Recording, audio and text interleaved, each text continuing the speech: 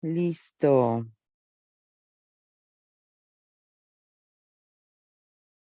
Vamos con nuestro capítulo 12. El lenguaje nuclear de las relaciones de pareja. Tu distancia a tu dolor, a tu duelo, a tus heridas no curadas es tu distancia a tu pareja. El mayor anhelo que tenemos muchos de nosotros es enamorarnos y tener una relación de pareja feliz. No obstante, debido al modo en que se suele expresar inconscientemente el amor en las familias, nuestra manera de amar puede consistir en compartir la infelicidad de nuestros padres y abuelos o repetir sus pautas. En este capítulo vamos a estudiar las lealtades inconscientes y las dinámicas ocultas que limitan nuestra capacidad para tener relaciones de pareja satisfactorias. Nos preguntaremos una sola cosa: ¿estamos verdaderamente disponibles para un compañero o compañera? Por mucho éxito que tengamos en la vida, por maravillosas que sean nuestras dotes de comunicación, por muchos retiros para pareja a los que hayamos asistido, o por muy bien que entendamos nuestras propias pautas de evitación de la intimidad, podemos llegar a distanciarnos de la persona a la que más queremos si seguimos enredados con nuestra historia familiar. En tal caso, repetiremos inconscientemente las pautas familiares de carencia afectiva, desconfianza, ira, retraimiento, cerrazón, ausencia, abandono, y culparemos de nuestra infelicidad a nuestra pareja, cuando el verdadero origen de esta infelicidad está dentro de nosotros. Muchos de los problemas que aparecen en una relación de pareja no surgen de la pareja misma, proceden de dinámicas que existían en nuestras familias desde mucho antes que naciésemos nosotros siquiera. Por ejemplo, si una mujer murió al dar a luz a un hijo, la ola de las repercusiones puede inundar de miedo e infelicidad inexplicadas a los descendientes de la familia.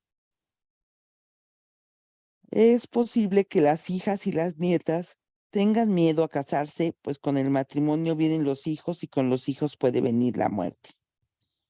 A primera vista, quizá digan que no les apetece casarse ni tener hijos. Tal vez afirmen que no han encontrado al hombre ideal o que tienen demasiado trabajo para atender a una familia. Pero detrás de sus quejas, su lenguaje nuclear contaría una historia distinta. Sus frases nucleares en las que resuena la historia familiar podrían decir algo así: si me caso pueden pasar cosas terribles, podría morirme. Mis hijos se quedarían sin mí, estarían solos. También pueden quedar afectados los hijos y nietos varones de la misma familia.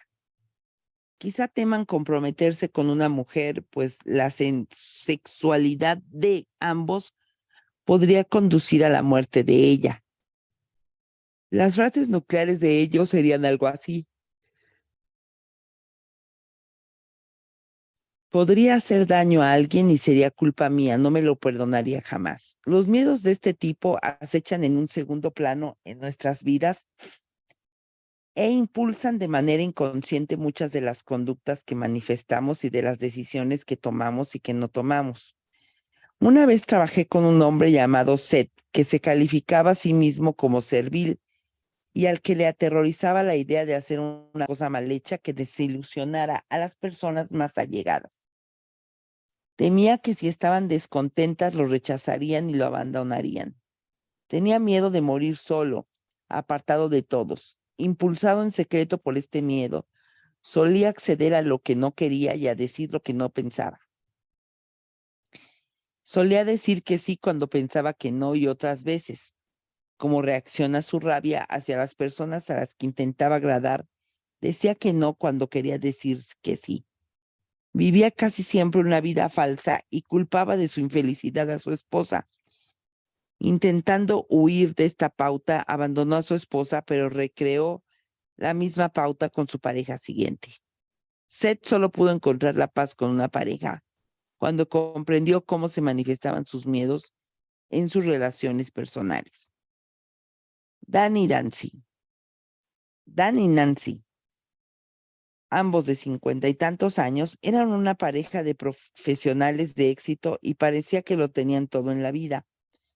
Dan era director ejecutivo de una institución financiera importante y Nancy era administradora de un hospital. Ambos eran orgullosos padres de 3 hijos con estudios universitarios a los que les iba todo bien. Ahora que los hijos habían dejado el nido familiar, Dan y Nancy tenían que afrontar el hecho de que se habían empañado sus ilusiones de disfrutar de un retiro dorado. Su matrimonio tenía problemas. Hace 6 años que no tenemos relaciones sexuales, explicaba Nancy. Vivimos como extraños. Dan había perdido el deseo sexual hacia Nancy años atrás, aunque no recordaba exactamente cuándo. Dan quería seguir casado con Nancy, pero ella no lo tenía claro a estas alturas. Ambos habían recurrido sin éxito a asesoramientos familiares de todo tipo, civiles y religiosos. Vamos a estudiar las dificultades de la relación de pareja de Dan y Nancy, desde los planteamientos del lenguaje nuclear. El problema, la queja nuclear. Oíamos el lenguaje nuclear de la queja de Nancy. Tengo la sensación de que ya no le intereso. Está distante. Está distante gran parte del tiempo. No me presta atención suficiente y rara vez me siento conectada a él. Siempre parece que le interesan más los hijos que yo. Oigamos ahora el lenguaje nuclear de Dan. Siempre está descontenta conmigo, me culpa de todo, quiere más de lo que yo puedo dar. A primera vista, estas palabras son un ejemplo más de las quejas comunes que solemos ver en los matrimonios, pero examinadas con mayor atención, las palabras de ambos constituían un mapa que nos conducía hacia una fuente de descontento que no se había observado. El mapa de Dan y de Nancy conducía a lo que estaba pendiente de resolver en los sistemas familiares de ambos. Para descubrir el mapa del lenguaje nuclear de un problema de pareja, recurrimos de nuevo a las 4 herramientas y hacemos preguntas. A continuación escucharemos con atención lo que se desvela. Las preguntas. La queja nuclear. ¿Cuál es la mayor queja respecto de tu pareja? Esta pregunta es el punto de partida. La confirmación, la información que proporcione suele estar relacionada con las cuestiones no resueltas que tenemos con alguno de nuestros progenitores o con ambos. Proyectamos esas cuestiones no resueltas sobre nuestra pareja. Ya seamos varón o mujer, parece que podemos aplicar una regla general. Lo que sentimos que no recibimos de nuestra madre, lo que queda por resolver de nuestra relación con ella, suele preparar el terreno para lo que vivimos con nuestra pareja. Si hemos sentido que nuestra madre era distante o si hemos rechazado su amor, también será posible que nos distanciemos del amor de nuestra pareja. Los descriptores nucleares. ¿Con qué adjetivos describirías a tu madre y a tu padre? Con esta pregunta estamos buscando las lealtades inconscientes y los modos en que nos hemos distanciado de nuestros padres. Cuando redactamos una lista de adjetivos y de frases con las que describimos a nuestros padres, accedemos al núcleo de nuestros sentimientos más profundos. Allí podemos encontrar resentimientos y acusaciones que muchos seguimos albergando hacia nuestros padres.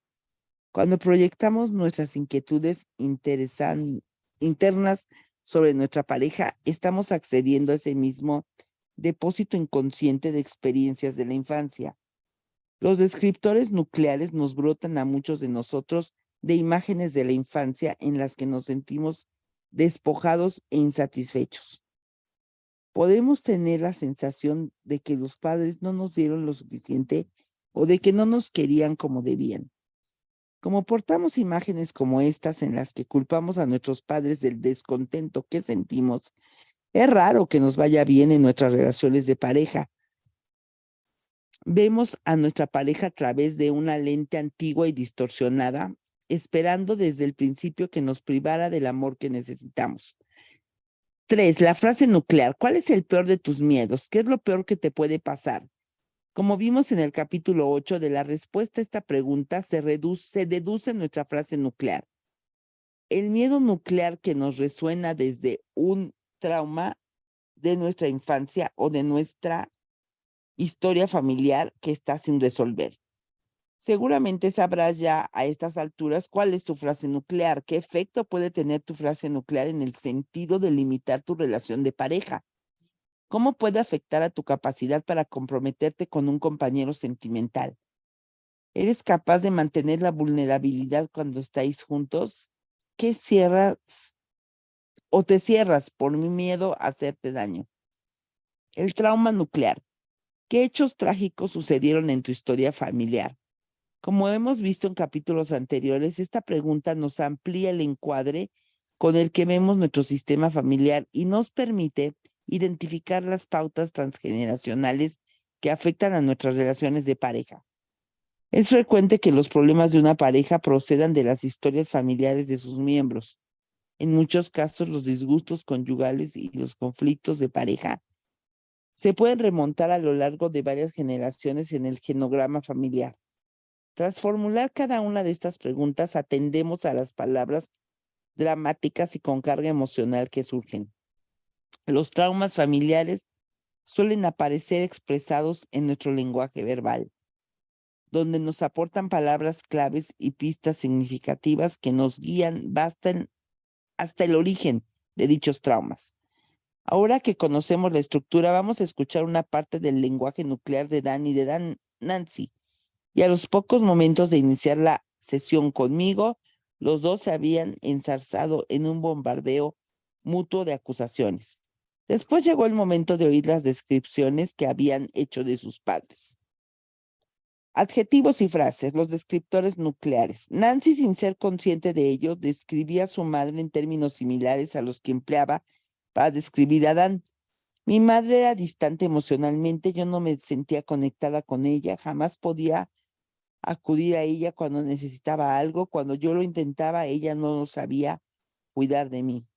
Parecía que las cuestiones no resueltas de Nancy con su madre caían de lleno en Dan. La relación no resuelta de Nancy con su madre no era el único factor que afectaba el vínculo de aquella con Dan. Todas las mujeres de la familia estaban descontentas con sus maridos. Mi madre estuvo siempre insatisfecha con mi padre desde Nancy. Esta es la pauta. Se remontaba también a la generación anterior. La abuela de Nancy llamaba a su marido el abuelo, ese alcohólico, hijo de perra e inútil. Imagínate el impacto que tendrán estos apelativos sobre la madre de Nancy. Esta se había criado con solidaridad en la abuela y no habría tenido muchas oportunidades de ser feliz con su marido, el padre de Nancy. ¿Cómo iba a tener más que su madre? Aunque hubiera estado satisfecha con el padre de Nancy, ¿cómo iba a comunicar esta felicidad a su madre cuando la abuela había sufrido tanto con el abuelo? En vez de ello, ¿hasta qué? En vez de ello, había llevado adelante la pauta inconscientemente, tratando al padre de Nancy con intolerancia. Dan, por su parte, decía que su madre era muy depresiva y muy nerviosa. Cuando era pequeño sentía que debía cuidar de ella. Ella necesitaba mucho de mí. Necesitaba demasiado de mí, dijo Dan. Se miró las manos que tenía en el regazo unidas y añadió, mi padre siempre estaba trabajando. Yo sentía que tenía que dar a mi madre la atención que él no podía darle. Dan explicó también que su madre había estado ingresada a veces con ataques de depresión aguda. En vista de la historia familiar quedaban claras las causas de las dificultades de su madre. La abuela de Dan había muerto de tuberculosis cuando su hija, la madre de Dan, tenía solo 10 años. La hija había quedado devastada por la pérdida. Hubo una nueva pérdida cuando murió el hermano menor de Dan, siendo recién nacido. Entonces la madre de Dan pasó 6 meses ingresada y recibió tratamientos de terapia electroconvulsiva por electrochoque. Por entonces Dan tenía 10 años. Para agravar las cosas todavía más, Dan también se sentía distanciado de su padre. Dijo que su padre era débil e incompetente. Mi padre no fue capaz de ser hombre con mi madre. Dan contó que en su padre, inmigrante ucraniano y trabajador no cualificado, pertenecía a una clase social inferior a la de la madre de Dan. Nunca estuvo a la altura de los hombres de la familia, de la madre de ella, que eran profesionales y tenían estudios. Dan había cortado su conexión con su padre por sus juicios de valor. Cuando un hombre rechaza a su padre, se distancia sin saberlo de la fuente de masculinidad. El hombre que admira a su padre y lo respeta suele sentirse cómodo con su fuerza masculina y es más probable que emule los rasgos de su padre. En el entorno de la relación de pareja, esto puede traducirse en sentirse cómodo con el compromiso, la responsabilidad y la estabilidad. Lo mismo sucede con las mujeres. La mujer que ama a su madre y la respeta, suele sentirse cómoda con su feminidad y tiene más probabilidad de manifestar en su relación de pareja los rasgos que admira en su madre.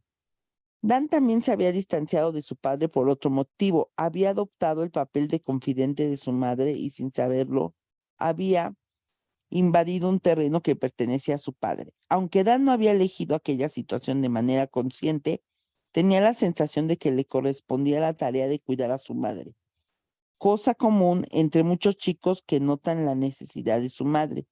Él sentía cómo se alegraba su madre cuando él la cuidaba. Y por otra parte, cómo se cerraba cuando estaba presente su padre. Dan, al verse preferido por su madre, aprendió a sentirse superior a su padre. Dan llegó a adoptar incluso los sentimientos de desaprobación de su madre hacia su padre. Al rechazar a su padre, Dan no solo se desconectaba de su propia fuerza masculina, sino que preparaba inconscientemente el terreno para reproducir más tarde una dinámica similar en su matrimonio con Nancy. Dan se convirtió en un marido débil e incompetente como su padre. Nancy tampoco había sido capaz de asimilar la fuerza femenina de su madre. En algún momento de su infancia había tomado la decisión de dejar de recurrir al apoyo de su madre. Cuando Nancy abandonó por fin el hogar de su infancia, llevaba consigo la sensación de que no había recibido lo suficiente y culpaba a su madre de no haberle proporcionado la atención que ella ansiaba. Aquella flecha de descontento apuntaría más adelante a Dan. Nancy consideraría que Dan tampoco había sido capaz de darle el apoyo que ella necesitaba. Mientras Dan y Nancy criaban a sus hijos, podían olvidar lo demás atendiendo las necesidades de la familia. Pero ahora que los hijos ya no estaban, quedaba claramente visible la dinámica subyacente. Dan y Nancy apenas aguantaban juntos. Dan se calificaba a sí mismo de muerto sexualmente, pero para con Nancy. He perdido todo el interés por el sexo, decía. En cuanto se puso a explorar su relación temprana con su madre, entendió el porqué. Dar a su madre la atención y el consuelo que necesitaba no era tarea propia de un niño, era una responsabilidad excesiva. Jamás habría podido darle lo que necesitaba ni haberle quitado de encima todo su dolor. Por el contrario, se sentía inundado por el amor de su madre. Las necesidades de ella lo habían abrumado.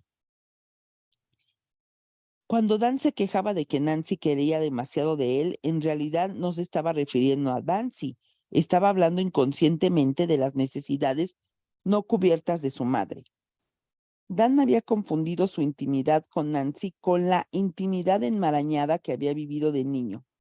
Se resistía hasta los deseos y necesidades más naturales de Nancy, para protegerse de lo que percibía como unas exigencias abrumadoras. Dan se había cerrado ante Nancy diciendo no a las peticiones de esta, aunque en realidad quería decir que sí. Los problemas de Dan y de Nancy se entrelazaban entre sí de manera sincrónica. Era como si el destino los hubiera unido a los dos para que se curaran en su matrimonio. Es frecuente que las personas elijan a parejas que les reactivarán las heridas. Así pues, contar con la oportunidad de ver, reconocer y sanar las partes dolorosas y reactivas de sí mismos. La pareja elegida refleja como un espejo perfecto lo que está en el núcleo del compañero sin que éste lo reconozca ni lo resuelva. ¿Quién mejor que Dan para aportar el apoyo emocionalmente distante que ésta necesitaba para completar sus cuestiones pendientes con su madre? ¿Y quién mejor que Nancy para aliviar a Dan las carencias insaciables que había vivido desde niño, para ayudar a curar la herida que tenía con su madre? El peor de los miedos, la frase nuclear. Dan dijo que el peor miedo que tenía en la vida era el de perder a Nancy. Mi peor pesadilla sería perder a la persona que más quiero. Temo que Nancy se muera o que me deje y tener que vivir sin ella. Los ecos de esta frase nuclear se habían sentido dolorosamente en la generación anterior, cuando la madre de Dan había perdido a su vez a su madre cuando tenía 10 años. La madre de Dan había reproducido aquella experiencia al perder a la persona que más quería con la muerte de su hijo recién nacido. Aquellas pérdidas se reflejarían más tarde en el mayor de los miedos de Dan. Aunque era Dan quien portaba aquel miedo, en realidad había sido su madre quien había tenido que vivir sin las personas a las que más quería. Dan reconoció enseguida que su frase nuclear había surgido de su madre. La pauta había proseguido a la generación siguiente. Cuando Dan tenía 10 años, la misma edad que tenía su madre cuando murió la abuela, había perdido a su madre, a la persona que más quería, durante 6 semanas, cuando le ingresaron por lo que los médicos habían llamado una crisis nerviosa. También recordaba en fechas aún más tempranas ocasiones en que su madre caía en depresión y dejaba de prestarle atención. En aquellas ocasiones se sentía solo y abandonado.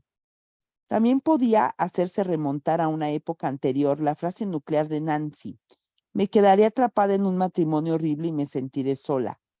Estaba claro que aquella frase pertenecía a la abuela de Nancy, casada con el abuelo alcohólico al que se culpaba prácticamente de todos los males de la familia.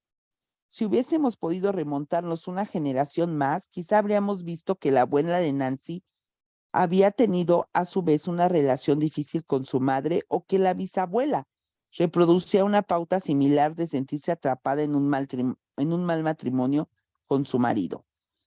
Por desgracia, se había perdido para la historia toda información más allá de los abuelos, pero lo más probable es que en cada generación nos encontrásemos con una niña desconectada de su madre o criada por unos padres que estaban desconectados entre sí. Cuando Nancy hubo comprendido esto, pudo elegir entre seguir repitiendo la pauta con Dan o aprovechar la oportunidad para curarla.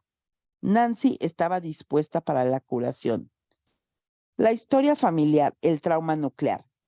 A nivel del sistema familiar, Dan repetía la experiencia de su padre, compartiendo la sensación de castración en su matrimonio. Nancy repetía la experiencia de su madre y de su abuela, sintiéndose insatisfecha con su marido. Vamos a ver los sistemas familiares de ambos. Y viene un esquema con el sistema familiar de los dos. Sistema familiar de Nancy. Abuela, muere cuando la madre tiene 10 años. Padre, era un hombre débil. Madre, necesitaba demasiado de mí. Dan, se siente débil como hombre. Nancy, necesita demasiado de mí. Sistema familiar de Nancy. 3 generaciones de insatisfacción. Abuelo, es un alcohólico y un inútil. Abuela, insatisfecha. Padre, no es lo bastante bueno. Madre, insatisfecha. Dan, no me da lo suficiente. Nancy, insatisfecha. Mamá no me daba lo suficiente.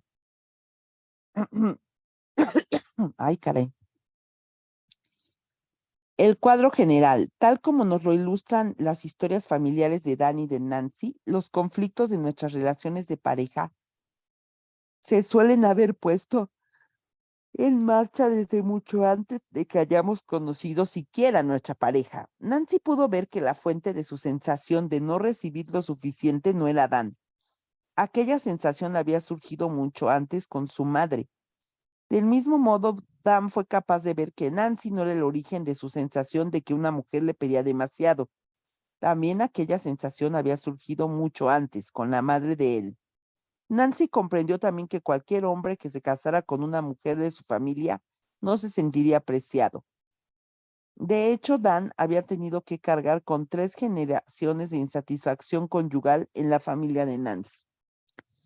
Cuando ambos hubieron reconocido que cada uno había traído a la relación sus respectivas cuestiones no resueltas, se rompió la maldición y empezó a disolverse la nube de las culpas.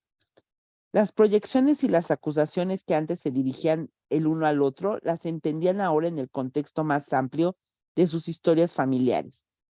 Cuando salió a la luz el cuadro general, empezó a disolverse la ilusión de que el responsable del descontento de cada uno de los miembros de la pareja era el otro. Casi de inmediato los dos pudieron verse mutuamente bajo una nueva luz. Dan y Nancy pudieron redescubrir los sentimientos tiernos que los habían unido en su primer momento. No solo empezaron a manifestarse más bondad y generosidad el uno al otro, sino que volvieron a ser el amor. Ampliar la nueva imagen. A Nancy se le había empezado a dilatar la solidaridad hacia su madre. Cuando Nancy era niña, su madre había sido la cuidadora emocional de la abuela de Nancy, que estaba a disgusto en su matrimonio. La madre de Nancy no se había consentido a sí misma tener más de lo que había tenido la abuela y había repetido el ciclo de un matrimonio infeliz. En los primeros recuerdos de Nancy, su madre aparecía distante y apática. De pequeña, Nancy se había sentido rechazada por ella. No obstante, cuando hubo asimilado el cuadro general de la historia de su familia, pudo ver a su madre con nuevos ojos. Sintió que su madre, a pesar de su distanciamiento, había seguido guiándole todo lo que podía. Cuando Nancy lo hubo entendido, así pudo ablandarse. Fue capaz de trascender la antigua imagen interior según la cual la habían despojado de la maternidad. Le surgió en su lugar una imagen nueva en la que se sentía reconfortada por su madre. Le parecía que esta imagen la llenaba desde dentro. En su imagen nueva, su madre no tenía hacia ella más que intenciones amorosas. Aunque la madre de Nancy había muerto 16 años antes, Nancy fue capaz de pedirle el apoyo que jamás habría pensado solicitarle mientras vivía. Nancy fue capaz de sentir el amor de su madre por primera vez que ella recordara. Cerró los ojos y visualizó que su madre estaba tras de ella y la abrazaba. Mamá, siempre te culpé de no haberme dado lo suficiente y siempre he culpado a Dan de lo mismo, de no darme lo suficiente. Ahora entiendo que me diste todo lo que tenías. Era suficiente, mamá. Era suficiente de verdad. Nancy lloraba. Mamá, te pido que me des tu bendición para que sea feliz con Dan. Quiero sentirme satisfecha con mi matrimonio, aunque mi abuela y tú no pudieses estarlo. A partir de ahora, cuando me sienta sola e insatisfecha, acudiré a ti y sentiré que estás detrás de mí, que me apoyas y que quieres lo mejor para mí. Nancy puso una foto de su madre junto a su cama y durante varias semanas se imaginó que su madre la abrazaba por las noches mientras ella se quedaba dormida. Se imaginaba a sí misma acunada en los brazos de su madre y recibiendo todo el amor que necesitaba. Nancy ya era capaz de recibir lo que no había podido asimilar cuando era niña. Ahora, envuelta en el amor de su madre, podía entregarse a Dan de una manera completamente nueva. Dan también visualizó una conversación con su difunta madre. Mamá, cuando yo era pequeño, creía que tenía que cuidar de ti. Aquello me produjo resentimientos, sin que nos diésemos cuenta, ni tú ni yo, estaba intentando compensarte por la pérdida de tu madre cuando eras niña. Era demasiado para mí. No es de extrañar que ahora sienta que nunca doy bastante de mí. Ningún niño habría podido compensar una pérdida como aquella. Dan sintió en su imagen interior que su madre se distanciaba de él para otorgarle algo más de espacio. Dan expiró e inspiró muy bonito, como si los pulmones se le hubieran dilatado hasta el doble de su tamaño. Como no estaba acostumbrado a tener tanto aliento en el cuerpo, se mareó al principio. Después se sintió cargado de energía. Siguió diciendo, mamá, suelo sentir que Nancy me pide demasiado. Te ruego que me ayudes a ver a Nancy tal y como es, sin miedo a desaparecer o a no poder darle lo suficiente cuando me necesite. En su propósito de proseguir con su curación, Dan se puso en contacto con su padre, quien todavía vivía. Dan le dijo que lamentaba haber estado distante de él, invitó a su padre a comer juntos y le dijo que quería reanudar la intimidad con él. Durante la comida le dio las gracias por haber sido un buen padre. El padre se quedó tan conmovido que le faltaban las palabras. Dijo a Dan que había esperado mucho tiempo para que ellos mantuvieran esa conversación. Dan sintió ese amor que siempre había estado allí. Por fin estaba preparado para recibirlo. Nancy sintió en Dan una fuerza nueva. De alguna manera le parecía hasta más alto. La reacción de Nancy fue automática. Empezó a respetarle. Pidió a Dan que le ayudara diciéndole, cuando te parezca que te estoy culpando o criticando o que estoy insatisfecha, hazme el favor de indicármelo. Te prometo que intentaré contenerlo en mí misma. Quiero ser una mejor esposa para ti. Dan respiró hondo de nuevo. El aliento le llenaba el cuerpo de una manera nueva y le llegaba hasta esas zonas que había dejado cerradas cuando era niño. Se están reflejando una pauta de mi historia familiar en mi relación de pareja. Si tienes dificultades con tu pareja, no saltes automáticamente a la conclusión de que se deben a él o a ella. Antes bien, escucha las palabras de tus quejas sin culpar a tu pareja y sin dejarte cautivar por las emociones. Pregúntate a ti mismo, ¿me resultan familiares estas palabras? ¿Tengo esta misma queja respecto a mi padre o mi madre? ¿Tenían mi madre o mi padre esta misma queja respecto de otro? ¿Tenían dificultades similares mi abuela o mi abuelo? ¿Existe un paralelismo entre 2 o 3 generaciones? ¿Es mi experiencia con mi pareja un reflejo de cómo me sentía con mis padres cuando era niño? Dan a su vez pidió a Nancy que le ayudara a mantenerse presente. Cuando yo esté distante emocionalmente, hazme favor de indicármelo. Te prometo que lo observaré en mí mismo y no me apartaré de ti. También ella respiró hondo, sus manos se buscaron a la vez y se encontraron. El caso de Dan y Nancy ilustra cómo podemos acceder al origen de los conflictos más profundos de nuestras relaciones de pareja a base de formular preguntas concretas y de atender a la aparición del lenguaje y nuclear. Así como Dan y Nancy vieron sus propias heridas reflejadas y ampliadas por el otro, también nosotros podemos mirar a nuestra pareja para ver reflejada en ella lo que hemos traído pendiente de resolver de nuestras historias familiares. ¡Wow! El mapa ya lo tenemos dentro. Puede que sus caminos estén velados por la oscuridad, pero suele suceder que podamos confiar en nuestra pareja para que nos ilumine.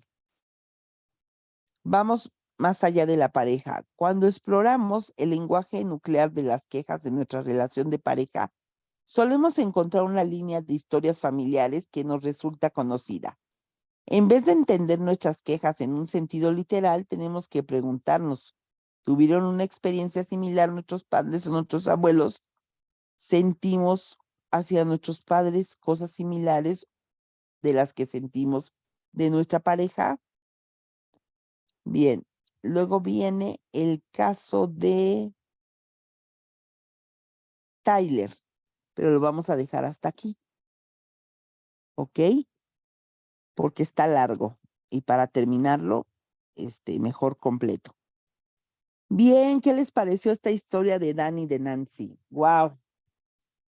Ahora creo que pueden comprender más las tantas veces que les he dicho que nos relacionamos en pareja a través de nuestras heridas. No hay de otra, chicas. O sea, revisen, y no importa que ahorita no tengan pareja. Por ejemplo, en el caso de Nidia, revisa cómo te relacionaste con el papá de tu nena. O sea, tomen de ejemplo, si no tienen pareja ahorita, tomen de ejemplo la pareja anterior que tuvieron. ¿Cómo fue? ¿Cuáles fueron sus problemas? ¿Cuáles son sus quejas, no? Em, me fue infiel, no sé, nunca tenía dinero, y vean cómo pueden estar relacionado eso con la relación que tienen con sus padres. En el caso de Ángela, por ejemplo, pues ahorita tiene un universo de posibilidades de estudiar esto con Jorge. Y creo que hay una pauta muy importante ahí porque Jorge tiene una queja nuclear con respecto a su matrimonio, ¿no? Anterior. Entonces, observa, Ángela, qué dice él, cómo se expresa, ¿no? eh, qué opina de su ex esposa y observa cómo es la relación con su madre. Eso te va a dar mucha, mucha, mucha claridad. Y también qué piensa y qué dice de su padre. O sea, para las que están en pareja tienen esa tarea, ¿no? Como platicar, o sea, escucharlos y todo. Y por supuesto ustedes también hacer lo propio, ¿no? O sea, ¿de qué tanto me quejo? Yo, por ejemplo, en mi relación de pareja con Chava, el papá de mis hijos, ahí está claro que yo buscaba un papá. Él me lleva casi 10 años, desde un principio hablándonos como con apodos, pues como de, ay, beba, o yo, oye, papi, o sea, digo, desde ahí, ¿no? El lenguaje es claro. Este, no te va a inspirar una relación pasional a alguien a quien le dices papi, ¿ok? Y alguien que te dice beba o nena, o sea, ahí, ¿no? Bueno, y miles de otras cosas. Si analizara mi relación con Daniel, ¡wow! Uf, o sea, ahí saldrían 80,000 cosas. Yo creo que con Daniel más de mi relación con mi mamá. Con Chava como que fue la cuestión de la relación con mi papá, pero con Daniel sería como la relación de mi mamá. Entonces, este libro, chicas, realmente es para leerse varias veces. O sea, y a lo mejor en diferentes etapas de nuestra vida y encontraremos cosas diferentes. Es para prestarle atención a los ejercicios que nos deja. Yo todavía no puedo descifrar bien mi frase nuclear, es más, he pasado por diferentes frases conforme avanzo con las lecturas. Es que se necesita ir al fondo, ¿ok? Se necesita ese autoconocimiento bien canijo de mí, de mis, de la relación con mis padres, de la historia familiar, lo que siempre decimos, conocer, conocer, conocer la historia, ¿no? Qué hechos marcaron a la familia. Es un gran libro, yo me atrevería a decir que es una terapia completa, un tratamiento, o sea, porque el autor lo lleva por todo, pero si no nos empleamos nosotros a fondo, pues no va a dejar de ser una lectura más. Yo sí les recomendaría que lo compren, si no lo han comprado, principalmente, que lo vuelvan a leer, subrayen, hagan los ejercicios. A lo mejor no está hecho para leerlo en una época donde andamos muy atareados, ¿no? Este, porque no le vamos a poner la atención al 100 y vamos a empezar con nuestras excusas de no tuve tiempo de hacer los ejercicios, chalala, chalala. A lo mejor es para leerlo en una etapa de tu vida en donde estés serena, tranquila y estés buscando respuestas. Pero definitivamente es un libro que todos deberían de leer, o sea, porque da mucha claridad y yo les apuesto que, bueno, a mí hasta miedo me da ahorita hacer los ejercicios profundamente porque digo, santo Dios, ¿qué voy a descubrir? ¿No? Porque no por nada soy una persona tan racional y tan poco emocional. O sea, soy realmente el vivo reflejo de mi madre en ese aspecto, ¿no? Mi madre siempre trató a los hombres con los que anduvo con la punta del pie, ¿no? Fue dura con ellos, fue crítica, fue hasta cierto punto demandante, solamente como que quería cubrir sus necesidades y la de los otros, pues no era tan, no eran tan importantes esas necesidades para ella. Y además por algo, o sea, eso es lo que les digo que me tengo que emplear a fondo a estudiarlo, por algo saboteó la relación con su novio con el que se iba a casar, teniendo esa aventura con mi padre. O sea, fue por algo, algo más allá. Y a lo mejor ella también no quería ser feliz por no rebasar todo lo que había vivido mi abuela, o sea, inconscientemente, chicas, porque acuérdense, esto no es a nivel consciente. tomando el ejemplo de mi mamá, no es que mi mamá dijera, ay, no, yo no me voy a casar nunca, porque el matrimonio de mis padres fue un desmadre y la verdad no quiero repetirlo, no. Y mejor saboteo mi relación con mi novio con el que me voy a casar, y tengo una aventura y me embarazo de esa aventura con otra persona. No, no, no, no. O sea, no opera así. Simplemente es el miedo inconsciente. A mí me hubiera encantado preguntarle a mi mamá cuáles eran sus miedos. Porque además, fíjense que también detecté, ahora como dice Ángela, que luego nos salen otras cosas que ni habíamos detectado, ¿no? También detecté que recuerdo que mi mamá a cierta edad se volvió súper nerviosa. O sea, ya todo le daba miedo. Y yo estoy cayendo en ese mismo patrón. O sea, pero fue curioso porque fue también a raíz de que mi mamá falleció. Entonces yo empecé como que a asumir esa identidad de todo me da miedo, con respecto a mis hijos. O sea, casi nunca lo mío es con respecto a mí. O sea, siempre es con respecto a mis hijos, ¿no? Entonces, hay mucho que explorar ahí. Mucho, mucho, mucho. Si su mami todavía vive, escuchen su lenguaje, ¿no? A veces, o sea, cómo se expresa, ¿no? De su papá. Yo vi, por ejemplo, mucho a mi mamá, pues solamente utilizar a las parejas con las que después anduvo, después de que me tuvo a mí. Y ella definitivamente saboteó sus relaciones siempre. A ella no le interesaba, vivir con alguien, ¿no? Ella decía, no, o sea, saboteó todas las relaciones, tuvo oportunidades de casarse y no las, aceptó. Y pues si me voy y me remonto a la historia de mis abuelos, pues digo, no, hombre, ¿quién carajos quiere casarse y replicar la situación que vivían mis abuelitos, ¿no? Entonces, ojo con esto. Otra cosa importante que hoy descubrí con la lectura. ¿Se acuerdan de que tengo una prima que les he comentado mucho, que ya tiene pues 47, yo le llevo 3, ya va a cumplir 48 este mes, y no se casó? Y tuvo muchas oportunidades, o bueno, no se ha casado hasta ahorita, ¿no? De casarse, 2 propuestas de matrimonio, el novio se le muere en una de las propuestas, en la otra ya con todo y anillo que ya el chavo le había dado a guardar a mi tía, mi prima dice que no se quiere casar y sabotea la relación, todos nos infartamos, el chavo era un partidazo, un chavo con una calidad humana excelente. Hasta la fecha, ella ha sido el amor de su vida de él y todavía se frecuenta, pero él ya se casó. Entonces yo siempre me he preguntado, ¿por qué? ¿Por qué si tuvo novios? Porque no es alguien que diga uno, ay, no, pues la verdad no, no, ni quien se fijara en ella, no. O sea, ¿por qué si tuvo novios?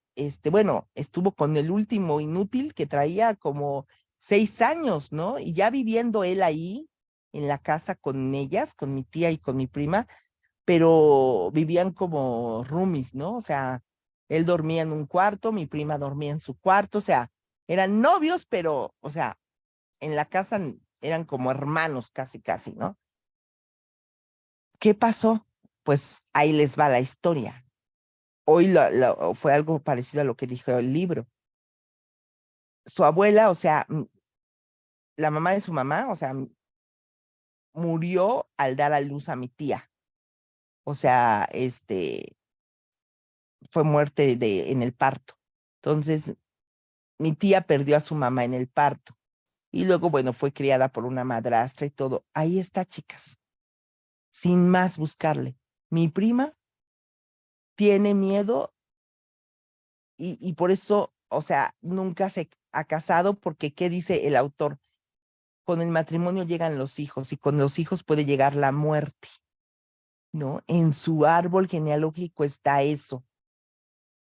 O sea, y le pegó a ella y no le pegó a mi primo, lo que decíamos, lo que les decía yo la otra vez, que habría que analizar profundamente si algo de esto nos pega a nosotros, porque puede que, como Gretchen, como varios, o sea, pues me imagino que ellos tenían hermanos y no les dieron las mismas crisis, o sea, hay alguien en el clan que es como el elegido, ¿no? Para repetir eso. O sea, no necesariamente todos los hermanos debemos de tener, lo mismo, no. Tal vez algunos, tal vez, o sea, pero hay uno, ¿no? En el clan en el que va a recaer esa parte. Y en este caso, pues le tocó a mi prima, porque mi primo ya se casó, ya tuvo hijos, hay otras broncas, el que también lo veo. Y cuando ya tenemos conocimiento de esto, luego somos más capaces de analizar a familias enteras, pero no analizarnos a nosotros. No, mi primo está, o sea, con su familia y todo el rollo, pero ella, mi prima, no. Y todas las relaciones las sabotea. Entonces ahí está. O sea, tiene el miedo de casarse porque eso, ¿no? A lo mejor ahorita que ya está pasando pues su edad reproductiva, ¿no? Que pues ya a los 47 es complicado tener familia biológica, pues puede siempre adoptar y todo, pero a lo mejor ahorita ya puede trascender ese miedo y no necesariamente si me vivo en pareja voy a tener hijos ya, porque ya no puedo, ¿no? Entonces, no sé, no sé. Es mucho, la verdad, explorar, observen, vuélvanse observadoras, porque de las historias ajenas también se aprende mucho. ¿Ok? Bueno, preciosas, las veo mañana en la clasecita para cerrar el taller de Sana a tu clan. Vamos a empezar taller en julio de memorias uterinas, ¿vale? Para quien lo quiera tomar, ya les pasaré toda la información. Para cerrar como que esta trilogía bien que les había comentado que quería yo darles el taller de los lenguajes del amor, pero creo que este taller que es como un detox de todo lo que hemos vivido, es como darle voz al útero y no solamente de lo que hemos vivido nosotros, de nuestras parejas que hemos tenido, sino de transgeneracionalmente, ¿no? Como en este ejemplo que les estoy poniendo de mi prima, de que se ha negado, ¿no? A ser mamá, obviamente no teniendo una pareja y todo.